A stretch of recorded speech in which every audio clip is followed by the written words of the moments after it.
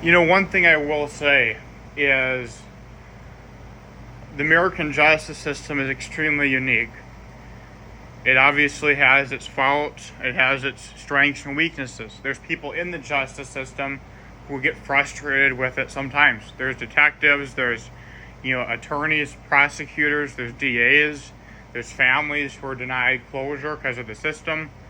There's detectives, there's prosecutors, district attorneys, assistant district attorneys who get frustrated. Maybe someone was a murderer, and they take a deal on maybe a robbery.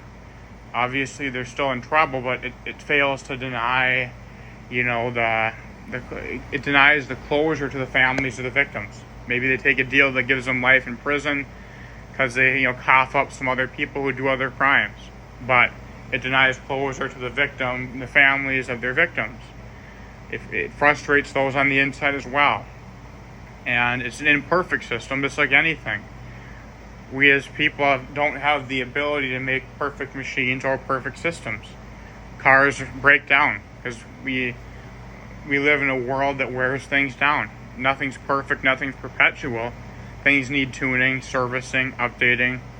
It's the way it is. It's like gravity. Eventually what comes up will come down. Cars break down, they get repaired, they die. You get a new car.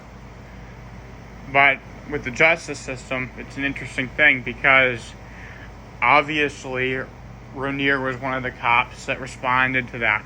I knew I was lured. I knew it when I was talking to him, when I was doing my own thing. I knew it. Obviously, I agreed to something that I knew was bogus, was made up, a lot of it. And obviously, he was also the one who charged me with breaking it, cited. And I knew I was sent, that picture from the Bahamas. Do you know why I didn't say anything? Because when you have an officer like that, who obviously responds to that, and fails to acknowledge and look at the abnormality of the situation. Me pointing out the time it took, for the Target bags, all that stuff, to get from Miller Hill down there. A cop that didn't have, the inclination or the motivation to want to see the other side of the situation. To me, that either shows, a lack of intellect, sophistication, and a drive to want to get to the truth, to protect and to serve, but also get to the whole truth. All the truth, not leave anything out to make it simpler and quicker.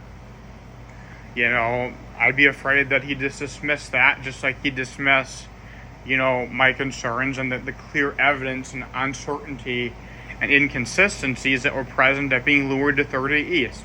When you have someone who is also there and charged you, to me, that person already has, a pattern of behavior that has almost become pervasive, of jumping the gun, like a Wild Western from the 60s, shoot first, ask questions later. So to me, whatever I say, he's going to do what he's going to do. He's not going to fucking investigate it. The guy's going to do what he's going to do. It's the past. It's, what I've seen and witnessed and experienced.